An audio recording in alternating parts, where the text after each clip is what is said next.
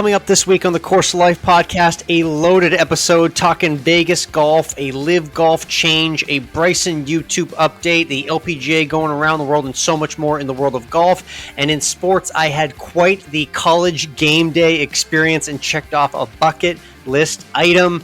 And this week's guest is our junior golfer, Sebastian Pell, who just had a huge win before his college career gets going. We do pop politics and some random restaurant stuff when we always end with food. And all of it is brought to you by our good and longtime friends at DesertFoxGolf.com. Mike, I've been talking with the Desert Fox Golf team recently, and they're doing an awesome job getting the phone caddies out to more and more clubs and more events and more big-time stages around the world of golf, as they should be, because Desert Fox Golf is a great brand that we are proud to be sponsored by. They make the phone caddy. They make a great new DJ-10 speaker, which is awesome for golf cart riders that love to play music during the round. And it's holiday shopping season, so what better time of year than to get a gift from Desert Fox Golf for the golfer in your life? Use promo code Course of Life to save today at DesertFoxGolf.com.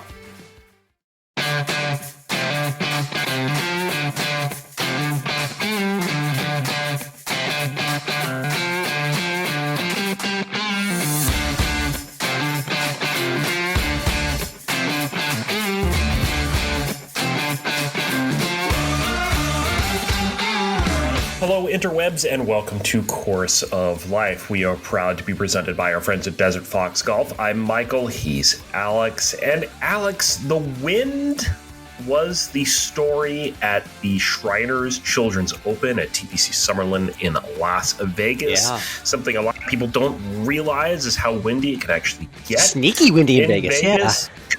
Oh, up to 50 mile per hour winds, which was just crazy. That's a no-go. Tour played their first round without an audience, without a gallery, since 2021, when they played at the Northern Trust at Liberty National after Tropical Storm Henri hit New York.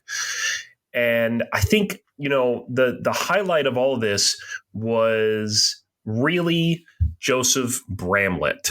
Oh, yes. I saw a little tidbit about this headline, but it sounds like there was an agonizing moment that sadly we do have to put a little light on, because this is the tough part of professional golf, unfortunately.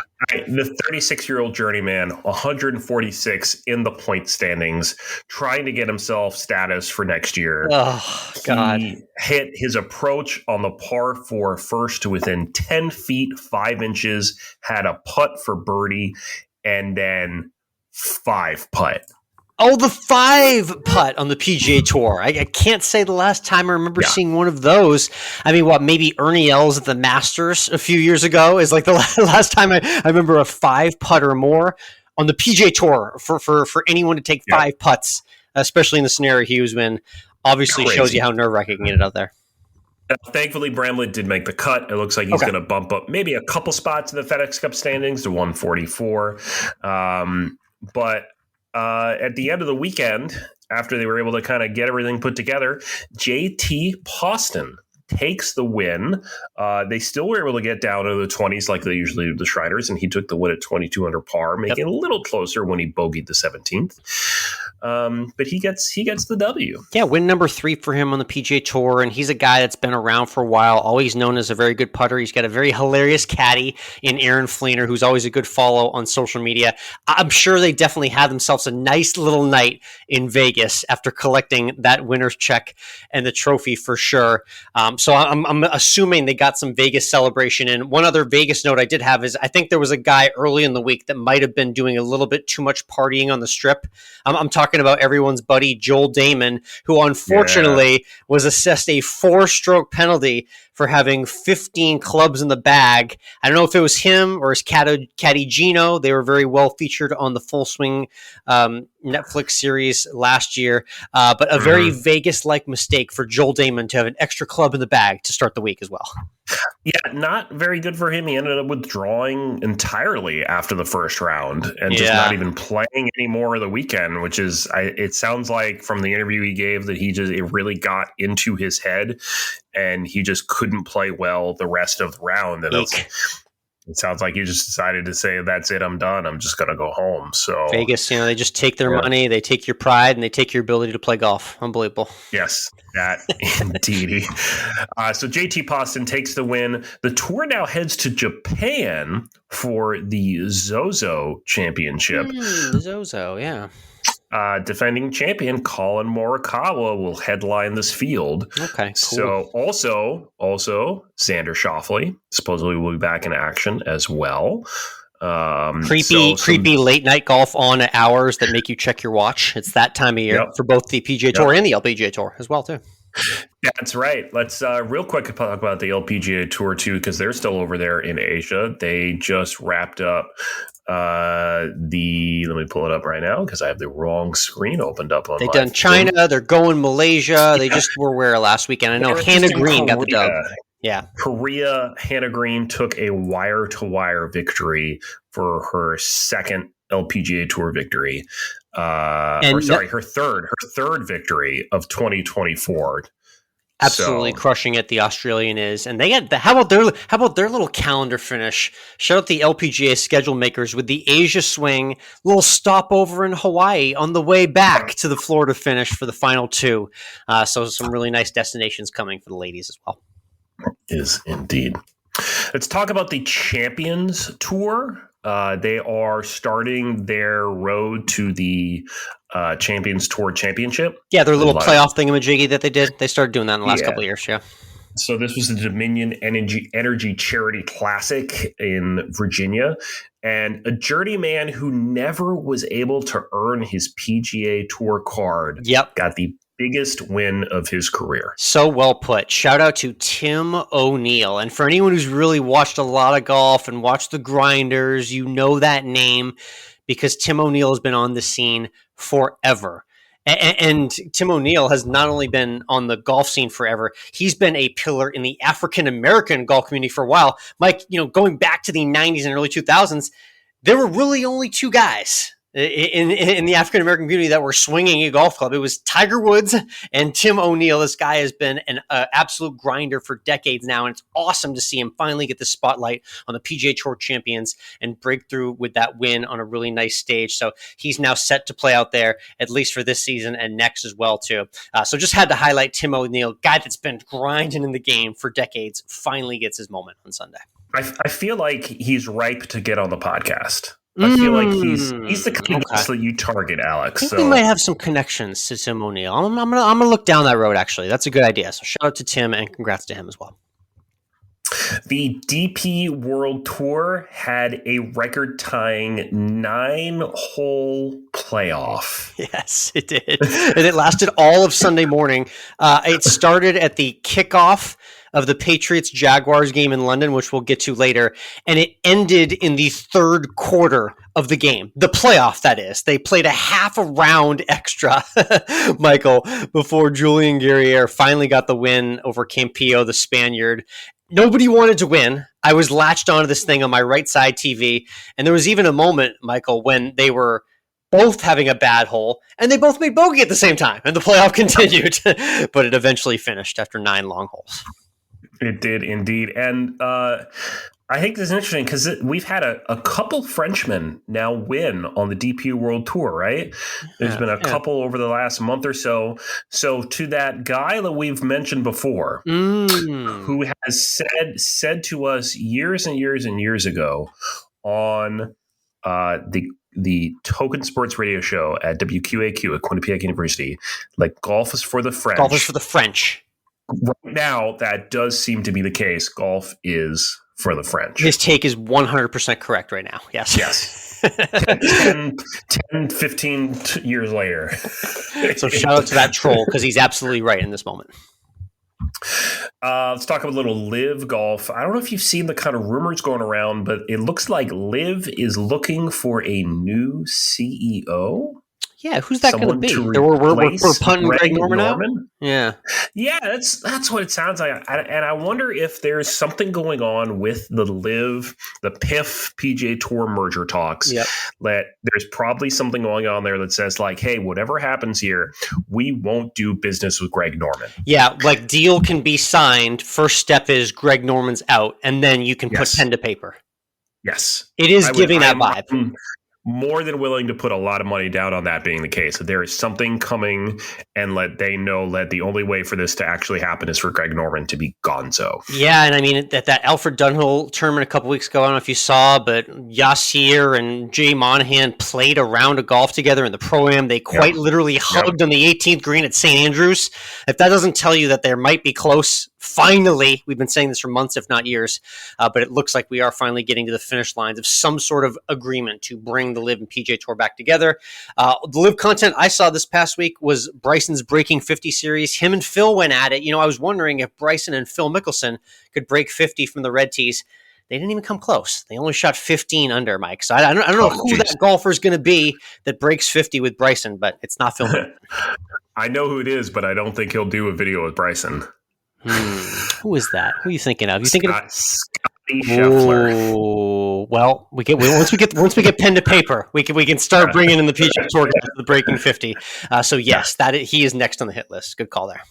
It is for sure. And you saw Scotty Scheffler, albeit from a distance, while he was wearing his green jacket at College Game Day down there in Texas. That's right. He was the guest picker this past Saturday, College Game Day, back in the capital city of Texas. Third time in the last 5 years that it's been there. Okay, so for the refresher, 2019, they came for the Texas LSU game. Joe Burrow beat our ass, went on to win the national championship in the Heisman. 2022, Alabama came in here. Nick Saban snuck a win by 0 for 2. And, yep, the game day curse is now official in Austin, Texas, Michael, as the Georgia Bulldogs come in and take care of business. But the game day experience for myself was amazing. Got to even see Bevo up close, and you saw it. I freaked out about it, but I had a bucket list moment getting my College Game Day sign on the ESPN broadcast. How about that one?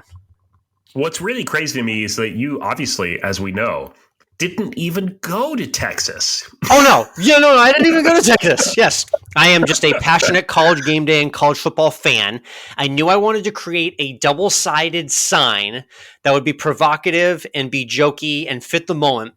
I obviously had to recall the moment that Bevo charged Uga at the Sugar Bowl a few years ago, which led to a Texas win over Georgia. So I brought that back. Fortunately, College Game Day was doing a segment about that moment during the show, and I was right next to Jess Sims, the reporter. We locked eyes, and she immediately saw the sign and knew that she had to put it in her shot. I immediately handed it to her, and 30 seconds later, the Bevo Uga sign was on ESPN for the world to see. It was kind of a surreal moment, but very fun College Game Day experience for sure.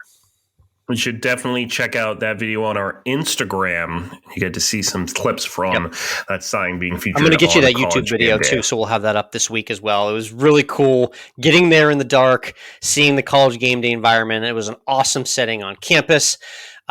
Scotty did a pretty good job with the guest picking. Not number one on the celebrity roster. He didn't beat Miss Terry, Nick Saban's wife, but good to see Scotty out there. And I got to meet Olympian Gabby Thomas as well, who you remember won a couple more medals. Fast as lightning, Texas graduate in her own right. So it was cool to see her out there. Yeah, great game day experience. We'll talk about the actual game a little bit later on. Yeah, we will. For now, let's do a little tuned in where we share what we're tuning into outside of the world of sports. Alex, I think I've talked in the past on this about the show Ugliest Home in America. Mm-hmm. Yes, Ugliest Home, yeah. Yeah, so this is a new take on the show. Same idea, but now it's about the scariest home in America. Very seasonally relevant topic, thank you. Yes. So now we're touring scary homes, haunted homes that have ghosts and apparitions and spirits and may have had murders and people dying inside of them. There was one that had surrounded by a graveyard, which was mildly terrifying. Still 2 episodes left that they haven't dropped yet. That'll be over the next 2 Saturdays, but it is on HGTV and available to stream on Max. So if you're into that light, fair, but scary homes all over the U.S., it's one for you. I think that's one of those programs you really want to watch, and then you want to find out that none of the houses are like within a short drive of you. That's how I feel watching that. They surprisingly did not come to Savannah, which is considered one of the scariest cities in America. They did, of course, go to New Orleans. They had a home in New Orleans, so. Nice. Yeah, that makes a lot of sense. Cool. Well, I'll start light and then I'll get scary in honor of the season. My light watch of the past week is I finally got around to Inside Out 2, which was absolutely delightful. Introducing the new anxiety, emotion, and everything that comes with growing up for young Riley. It was an awesome sequel. Definitely kind of fit the bill and the theme and the plot points of the first one, but loved it just as much. So that was a good watch. But on the scary end, Mike, I have not seen this, but I have heard the buzz around Terrifier 3. Have you heard of this movie or movie series? Apparently, it's like one of the top movie series in the country this week. It's an extremely, emphasis on the word extremely gory horror movie series. I'm hearing it's gory to the point that people are walking out of the theater. They are so disgusted by the level of gore. So my question, Mike, is how much cash would I have to pay you to go see a movie like that is so gory people can't even sit through the entire thing? Do I have to keep my eyes open through the whole thing? Yeah, I'll give you two avert your eye, jump scare, cover your eye moments. But other than that, you got to sit through the whole thing. What are you in there for $100 cash? What do you think? No, you got to go a lot more than that, man. I'm hearing it's bad. I heard on the radio show there were like teenage kids walking out of the theater disgusted. They can't even take it. So I know I couldn't. Yeah, I'm thinking you're going between $500,000 and $1 million for me to really sit through one of those. Keep me in there. 2 hours of my life. Yeah, it's got to be a high bill. So regardless, if you are into that, I would love to hear perspective of being in a theater and actually seeing that. I have no interest in seeing the movie, but I'd love to hear the perspective from someone out there. If you do get to Terrifier 3, I'm hearing it has like shockingly high box office rates in the past week or two, which blows my mind, but some people are into that stuff. I mean, all right. If that's your thing. Yeah. Hey, let's get to the turn in this week's guest, who's returning now for fifth time. It feels like we've found on here at least once a year.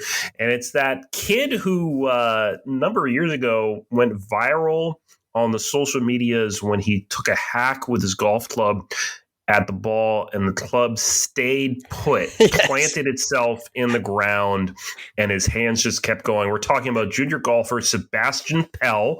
Well, he's now a senior in high school in Vermont. And Alex, you got to talk to him about what his plans are for next year and about how his state championship went this year. That's right. Great to hear from Sebastian. Awesome updates on everything. He had a very important decision to make recently too, which he talks us through.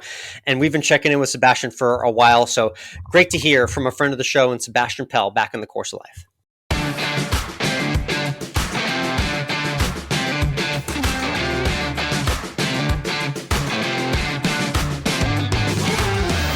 Next up on the tee, he's our favorite junior golfer to keep tabs on. We first featured him 4 years ago when he went viral on social media for a unique golf swing.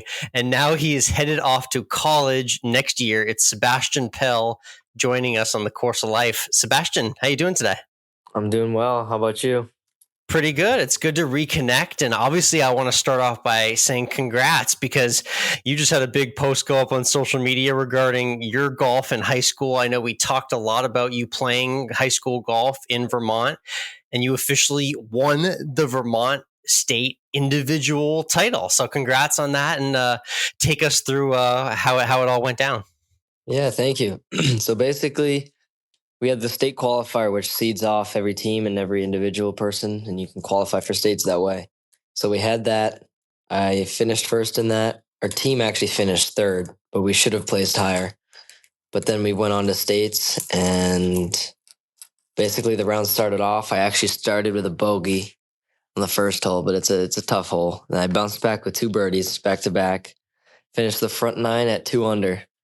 And then the weather got the wind started picking up, and then it started to rain on the back 9. Not to mention it was 40 degrees, which is brutal. And, yep, that sounds like a typical Vermont day for the state championship. 40, rainy, windy. That's pretty much what everyone out there listening would expect. So 2 under on the front 9, and then how did things finish? I heard there was a little bit of drama heading up to the last hole too.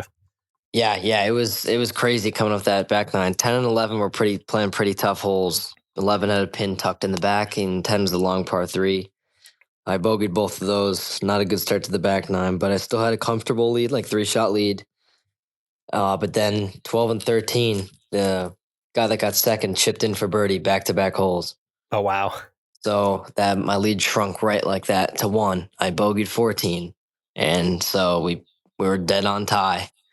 And as you can imagine, I was shaking in my boots, but I stayed pretty calm actually. And okay. What's the nerves like? I'm curious because I know you played a lot of tournaments yourself, but are the nerves in like a high school tournament or like a state championship different from like the tournaments you play in the summers, or did it feel the same to you? Yeah, I was actually a lot more nervous, to be honest, because in the back of your head, as a senior, it's the last time that you have a chance to do this. So like, true, yeah, nerves were up there for sure. So on the last hole, what were you 1-up or something like that? Take us through 18 and how it went down. So on the 18th hole, it's a long par 5. Wind was howling in the face. We were all square. Me and Cooper was the guy that got second, good kid, and we both hit our drives in decent positions. Mine was up the middle. He was in the right rough, but again, long par 5, so we weren't really getting there in 2. Yeah. He went to punch out, and I think he caught a flyer or something, and he just rolled through into some fescue. Okay. Once he did that, I was like, okay, I got a better chance now. And with the wind, I had confidence in my through-wood, so I ripped a through-wood up the right side into a fine spot. And he was buried in the fescue, and he hacked it out a little bit forward. He actually hit a great shot then to like 10 feet. He had a good par look. I chipped mine on to about 12 feet. Okay, yeah. And I hit the birdie putt, and I was like sitting on the edge. I thought right there we had to go into a playoff because with how hot he was on the back 9, I thought for sure. But unfortunately, I mean, I'm not going to root against him, but he missed it. And that was that. Yeah, it's an awkward scenario, obviously, but nonetheless, you got the win and you played well enough to be there in the spot. So congrats, man. That's a huge accomplishment for you. I know you and I, when we talked in the past, had talked about kind of your goals for high school golf. What was winning the individual state title? Was that on your radar? Is that something on your goals list? Yeah, it absolutely was. Last year, I was the 1 seed going into states individually too. So I was expected to win last year, and that kind of sucked when I didn't. But yeah, that was definitely a huge goal coming into this year to get it done in my last year. Let's talk about the team too, because I know you talked about that the last time we spoke, which was right, if you can remember, right before your junior season, so a little over a year ago.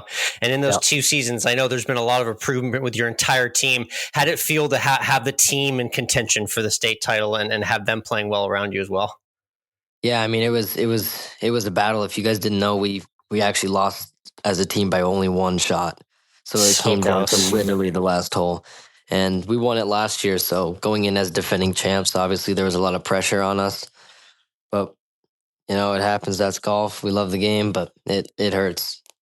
Oh, that's awesome, though. Great run with your team. I know you were excited to kind of recap the career in high school, but it's just getting going from here. I know we talked about your ideas and your dreams a year or 2 ago about playing Division I golf, and it looks like you're about to embark on that journey. So take us through the college decision for you. You recently announced that you're going to be going to St. Bonaventure in Western New York. Tell everyone a little bit about how the recruiting and the school choice process started for you. Yeah, so I kind of started midway through my sophomore year reaching out to colleges. I reached out to pretty much every D1 and some D2 schools in the country, just talking to coaches, seeing what the best fit for me would be. And then over time would narrow it down. And then this summer is when I really started to lock down things, talking to mostly coaches and teams up in the Northeast here because I didn't want to go too far away from home, but ended up being pretty much between Siena and St. Bonaventure, but okay. I really like Coach Swanson, the head coach at St. Bonnie's, and yeah, it just worked out.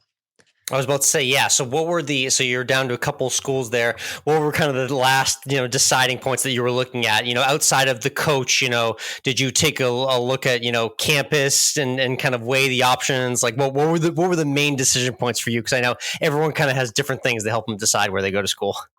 Yeah, absolutely. I mean, I looked at the team and the coach. I think the coach is like the biggest thing. And I just connected really, really well with this one coach. He was really open to talking about options and stuff. And that was a big factor in my decision. Nice. Okay, cool. So St. Bonaventure, for people who don't know, it's way out there in Western New York. I actually didn't even realize when I was researching the school, I first thought it was near New York City, but explain kind of where it's positioned in relation to where you are in Vermont. Yeah, it's 6.5 hours from us. It's kind of in the middle of nowhere, 2 hours south of Buffalo, hour and a half, I think, actually. But okay. Yeah, it's kind of in the middle of nowhere. It'll be a cold school year, that's for sure. But I'm used to it being from Vermont. Oh yeah, you're used to that. I'm sure it's probably a pretty nice college town. I've seen pictures, but what's the actual college, the town, and the campus look like when you'd been there? Yeah, I like it a lot. Very nice campus, and it's cool how it's just like a college town and not just a regular town. You know what I mean? Yeah, I think I have a feeling you're going to be dealing with a lot of Bills Mafia, Buffalo Bills fans there when you're at school. Yeah, yep. So you'll have to hold your own, but they know how to have a good time for sure. And do you know anything about like what your potential living situation or dorm setup could be like for freshman year? I'm not 100% sure yet, but I'm not 100% sure on that yet. I should know here soon though. Yeah. Well, my only advice for you is bring your own entertainment systems whenever you want to just, put on whatever you want. Bring your own TV, get your streaming set up for yourself and have that for yourself, because that's always a nice way to pass the time when you're not hitting the books or playing. But I know you're going to be pretty busy. Are you ready for a lot of van rides to the tournaments here coming next season? Yeah, I am ready. I've prepared myself. Did a lot of traveling this past summer with making decisions to college. So I think that was good preparation. Out of curiosity, what was like maybe the furthest away? Was there a school that was far away that you were considering that you decided against? Yeah, Colorado State was, I think, the furthest away. Wow, yeah, and that would have been a complete change, like out in the mountains of Colorado, from what I hear. Yep. Yeah. Wow. Okay. Cool. Well, regardless, I'm excited to follow at St. Bonaventure. Again, it's Sebastian Pell. You can check him out on Instagram. He's always posting his golf content. I know you'll be keeping us updated in your prep for college. You're in Vermont there, so I got to ask you. We're in October right now. What's the fall foliage update? How are we looking? Are we mid foliage? Are we past peak? What are the colors looking like up there? Yeah, we're mid foliage right now. It's pretty beautiful. I'm out in. I just played in Ludlow today, and it was really beautiful. In the mountains. Make sure you get some reels and some stories up from the fall golf in Vermont. People will eat that up on Instagram. We got to see the colors out there, Yeah, I love that. We'll do. And I remember asking last time, what was your lowest score? You said your lowest score was a 66 in a tournament. Have you broken 66 in a tournament or a round recently since we last talked? I have not broken that in a tournament, but I have for fun. But in tournaments, my scores have been very consistent, which is a big change. Nice. Yes. Consistency is important. And speaking of breaking too, have you seen any of the Breaking 50 Bryson YouTube videos recently? I have. Yeah. Those are cool to watch. Which one's been your favorite to see? I mean, I think just because of all the views and the hype leading up to it, the Trump one was very intriguing to watch, especially with his putting stroke. I was surprised how, speaking of consistency, I was surprised how consistent he was off the tee. You know what I mean? Yeah, I know. That putting stroke, though. Whoa. It was impressive. Cool. Well, Sebastian, it's always good catching up with you, man. Let's wrap up with our 19th hole question. You know the drill. Last time you said it was a chicken quesadilla that you're liking at the 19th hole these days. Are we changing that answer? Or are we still going with chicken quesadillas after the round? I'm going to go with a chicken parm. Okay. Yeah. That's an Italian food classic right there. Yeah. Nice and filling too. Yep. Nice. Hey, well, Sebastian, thanks again for connecting. Great to hear from you again. Keep us posted on social with the golf progress. And next time we connect, you'll be in college. So congrats on everything. Thank you. Appreciate it. Of course, I will.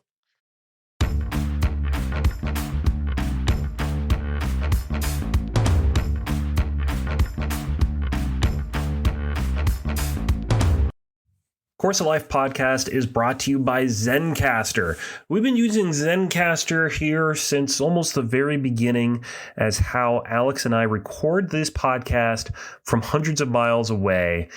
And it provides us with great quality audio that works every time. And it's something that makes Course of Life what it is and has kept us being able to make consistent episodes every week.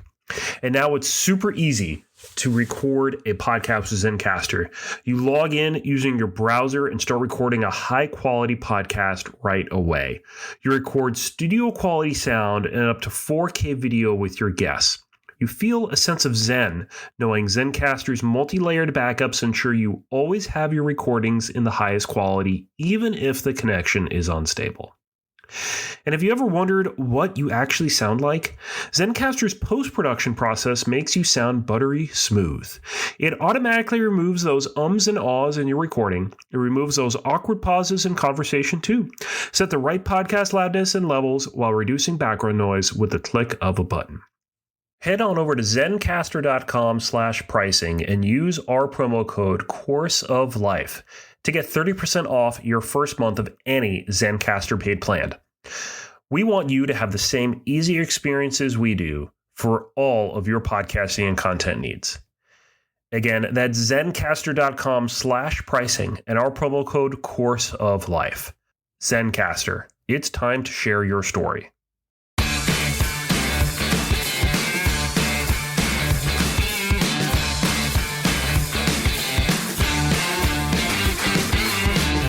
And we're back. Great interview there with Sebastian Pell. Yeah, congrats. Alex, I need to ask a follow-up, which I'm kind of disappointed you didn't ask. When he said his 19th whole meal would be chicken parmesan. Mm-hmm. Is that a chicken parmesan dinner with spaghetti and everything, or are we talking like a chicken parm sub? Michael, he's a growing boy, okay? I know. He's got to put back like 3-4K calories a day to get the weight up for Division I golf here. All right, you know. Talk about a heavy meal either way. I mean, definitely one of the heavier meals, but you know that's what it was like. See, you're forgetting what it's like to be 17, 18 years old and have an unlimited metabolism, no matter what you do. True. You know, like the glory days of being young. So it's always nice to catch up with Sebastian. He's obviously we've watched him literally mature and grow up on social media, and now he's heading off to college. So really cool to check in there with Sebastian, and best of luck to him over at St. Bonaventure, heading out to Western New York there. Out in the middle of nowhere, Western New York. It is. I mean, that's got to be true college town environment. He said he loved the campus. It looked beautiful in photos, so hopefully he has a great time and thrives out there. There's some of those schools out there in Western New York and a lot in New England where it's just like it's the college town and nothing else, and it's just gorgeous. It is. If you're okay with that type of setting of just like, yep, this is my spot, you know, this is my store, this is my bar, this is my place, these are my neighborhoods, like that local college town feel is very cool, and it's kind of unmatched for that part of the country specifically. So I'm sure he'll have a great time, and again, follow Sebastian on Instagram for his journey the whole way. And if you like that conversation with Sebastian, plus everything else we do here on this podcast, make sure you punch that subscribe button on the podcast app you're using right now. Thank you. Leave us a rating. The more stars is typically considered a positive review, but all news is good news, so give us whatever you want. Make sure you follow us on Instagram and Threads, COL Podcast, Course of Life Alex, MWRINC. Alex is on Twitter, now known as X, Course of Life 1. And of course, we're on YouTube. We say it every week as well, so make sure you follow us there so you never miss an episode. Sometimes we post video interviews when we do some interviews with video. And of course, Alex's vlogs go up there as well. Let's do a little pop politics. Oh, yeah. We're 2 weeks out. Let's get into all the weird stuff, right? And talk about weird.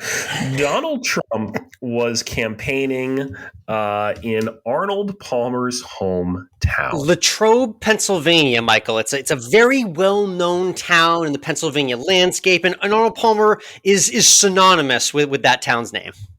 So, Alex, I'm going to have you pull up this excerpt from Trump's remarks. Yeah, you sent me the link here of what he actually said. And when you read this out to me, I could not believe my eyes. I actually thought that you got bamboozled by a fake news headline for about 60 to 90 seconds, and I had to double fact check this to make sure it's real, and it is indeed all too real. This is pulled from what he said. It's actually quoted within a NPR article.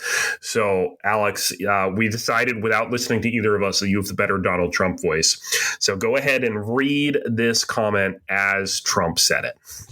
He was an incredible man, incredible champion. He came from Latrobe.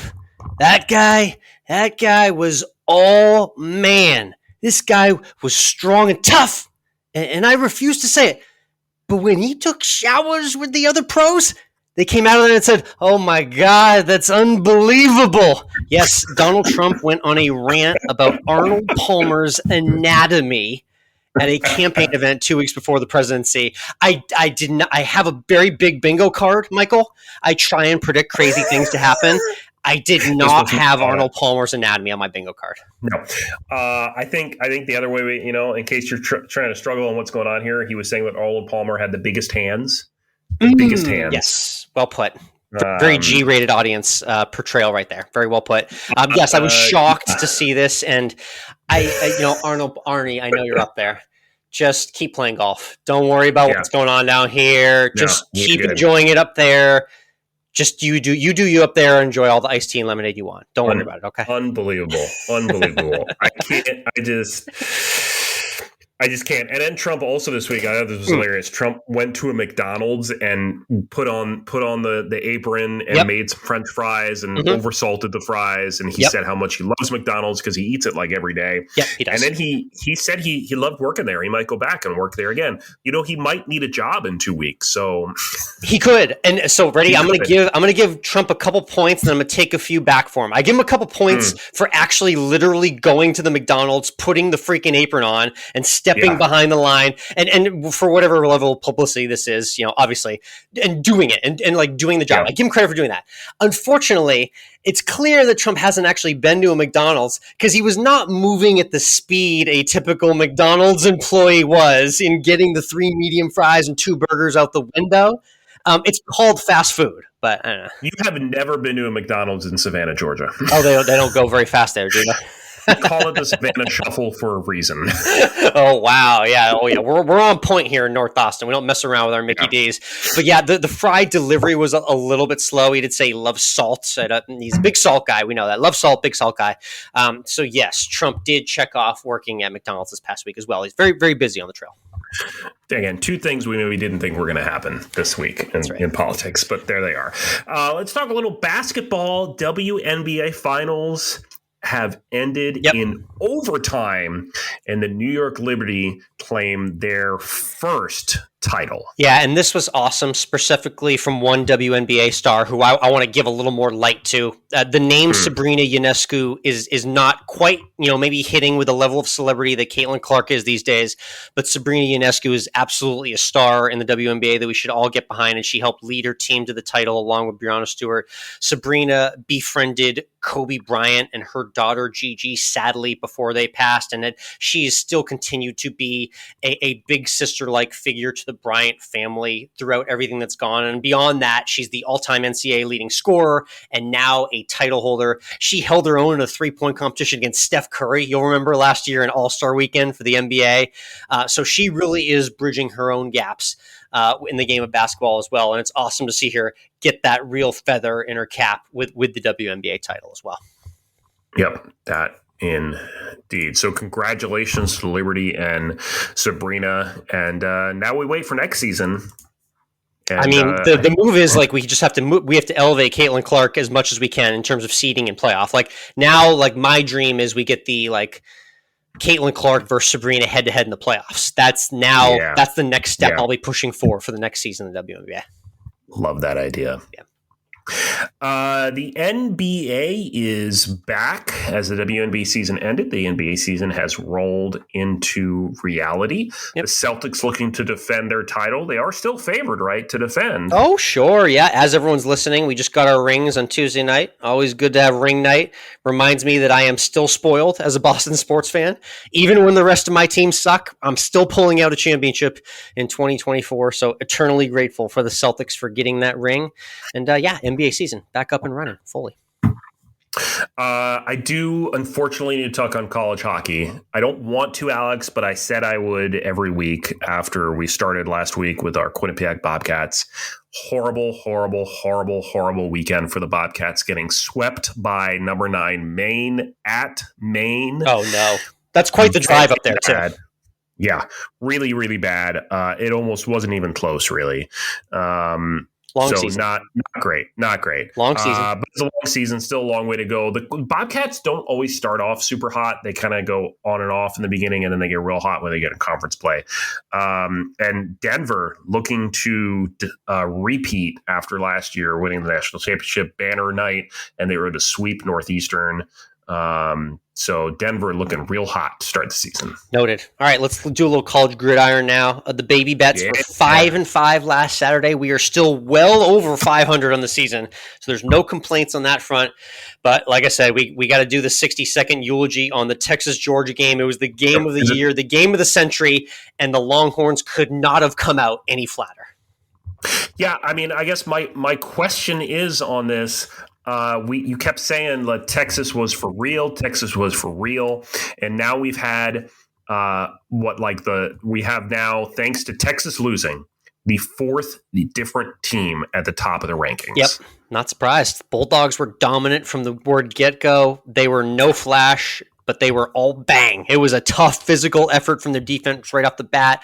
They even Sark toyed around with getting rid of Quinn Ewers. We threw Arch Manning in for a couple series to see if that would work, and then it didn't, and then we put Quinn Ewers back in. So there were all sorts of panic moves by the Longhorns, and it was truly that first time that this team had gotten punched in the mouth this season. It really hadn't happened yet. We were wondering when it would, and it happened on the biggest stage. So it's definitely a bit of a setback, but there's still a very clear path, obviously, for the Horns to be a part of the college football playoff, cementing themselves well inside that top 12. So maybe down the road we get that Texas-Georgia rematch where I know and hope the Horns show up for the first half in addition to the second half of the game as well. Yep. Oregon now the top-ranked team in the nation. Yep. I felt real joy in my stomach, even though I don't pay a lot of attention to college football, that Alabama lost again. So they dropped down to 15 in the rankings. And the other schools I want to mention here, Army and Navy, 23 and 24. Thank you. In the polls. That is awesome. Incredible. And Vanderbilt, who of course beat Alabama, is now 25th in the polls. Oh, that's a nice, cheeky, cute little bottom three there in the top 25. Yeah. I love that. Army, Navy, and Vandy. And yeah, that's so cool. I mean, just the idea. Now, this is what that 12-team playoff is doing. And it's allowing so much more conversation now. Teams like Army, Navy, Indiana at 7-0 are having dreams of playing in the college football playoff now. This never would have happened in a 4-team system. So it's bringing a lot more intrigue for sure. And we're already seeing that right off the bat. So yeah, very excited for the little guys to sneak their way into the playoff as well. The other thing I need to mention real fast, and I'm curious your thoughts here. So the college football playoff pool will be announced, early December? Yeah, first or second weekend. It gets going the weekend before Christmas, yeah. Guess when the Army-Navy game is? Correct, yes. You're correct. And they've already discussed this, and there's actually a world where I believe one of the two teams, Army or Navy, could actually win their conference by beating the other team, and then the actual Army-Navy game that you and I know would mean absolutely nothing. Yep. How wild is that? So that's it's a weird crazy. Little scheduling snafu in the calendar that may be fixed in future years, especially if they continue to threaten for that top 12 spot. Yep. December 14th, Army-Navy. We'll see if Army-Navy play in the Army-Navy game. Seriously. Yeah.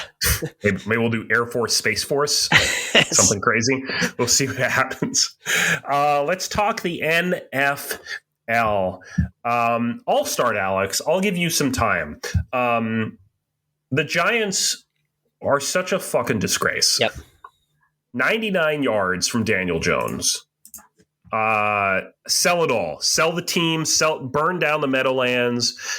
Just get rid of everything. Just it's over. It's over. Just end everything. Just shut it down. It's just very helpless feeling because week in and week out we do this, and then the stats seem to get sadder and sadder. You were joking about Daniel Jones not eclipsing 100 yards passing as the game was still going on, and unfortunately, he did not eclipse 100 yards passing.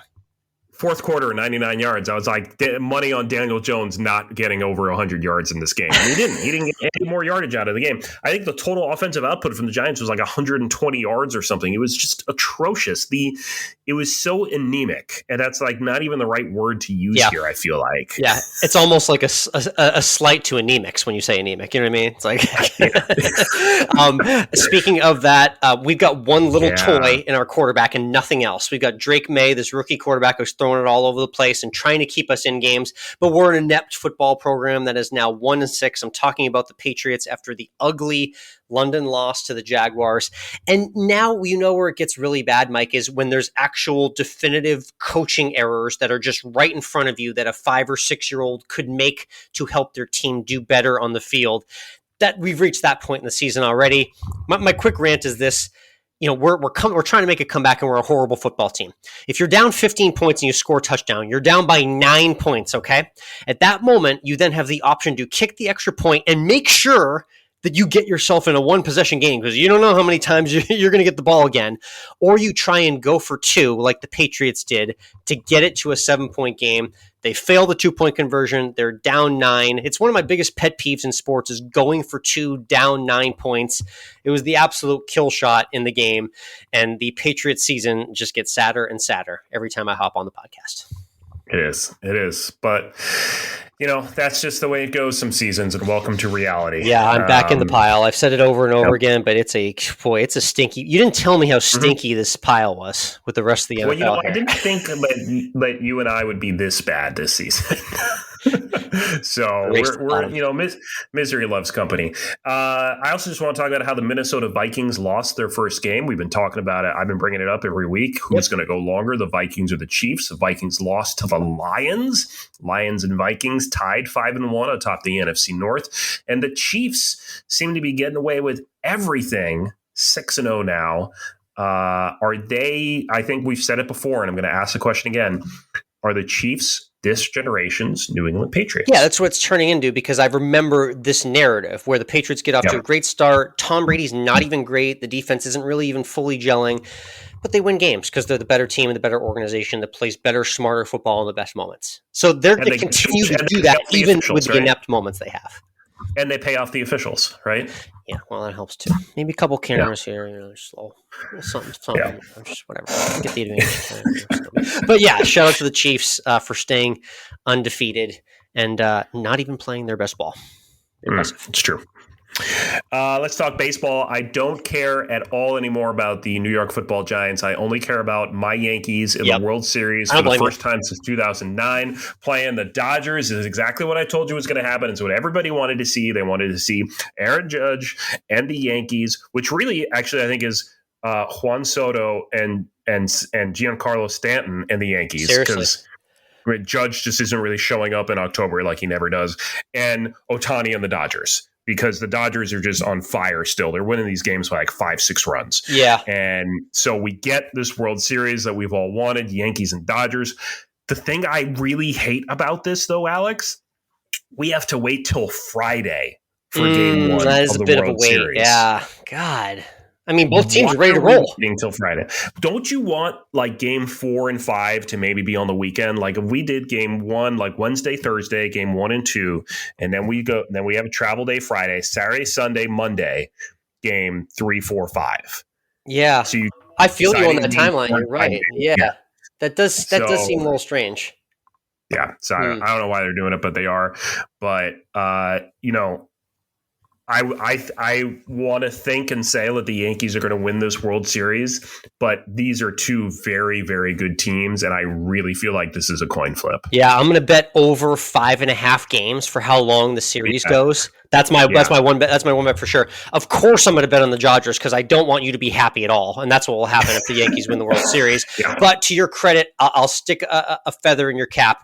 You had this Yankees-Dodgers World Series in February. We may have to rewind the tape. I might do a quick check on one of our spring training baseball talks. But you've had this World Series for 7 months, and it's coming to fruition now. And it is the best matchup. If you're anti-Yankees and you're on the Dodgers side, your 3 things are pretty simple. You're rooting for Shohei Ohtani. He's electric. Mookie Betts, one of my favorite Red Sox of all time. I will get on his bandwagon. One of the best golfing athletes, golfing, baseball, does everything, guys. And number 3, we got that secret weapon behind the bench. We got Dave Roberts. He stole second base, Game 4, 2004 American League Championship Series to begin the greatest comeback in Major League Baseball history. Red Sox, Yankees, never forget. So those are my 3 things that I'm leaning on this series as I sadly and shamefully root for the Dodgers in the World Series. They have been bringing that up a lot. It's 20 years since the Red Sox beat up on the Yankees after the Yankees took that big lead in the championship series, and the Red Sox went on to break the curse. So, I will send you a proper congratulations if you win, but until then, I will be relentlessly trolling you as a part-time bandwagon Dodgers fan for the next week.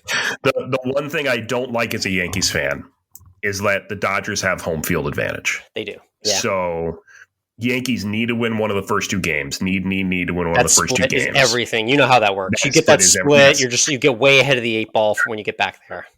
Yep. So big series. I am going to be spending a lot of time on my TV that has an antenna so I can watch this on Fox. Oh, sure. So I won't be seeing a lot of my wife this weekend. That's for sure.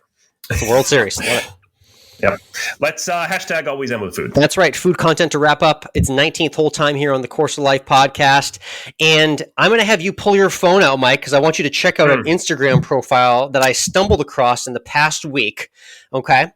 The Instagram profile is ethos_ATX, ETHOS_ATX. And when you go to this restaurant's profile, you see some really cool photos. They don't seem right, though. What do you notice about Ethos ATX's profile as you look through their photos and captions? It all seems a bit too cinematic. There's a photo here from something they posted 7 hours ago that I scrolled through, and it came to a person, and it is that kind of perfect AI-looking person. Yeah, well done. You've sniffed the scent out. Because Ethos, with 77,000 followers and counting, does not exist. It is a completely AI-generated brand that has hit social media and the Austin restaurant scene. People are wondering how to get reservations, Michael.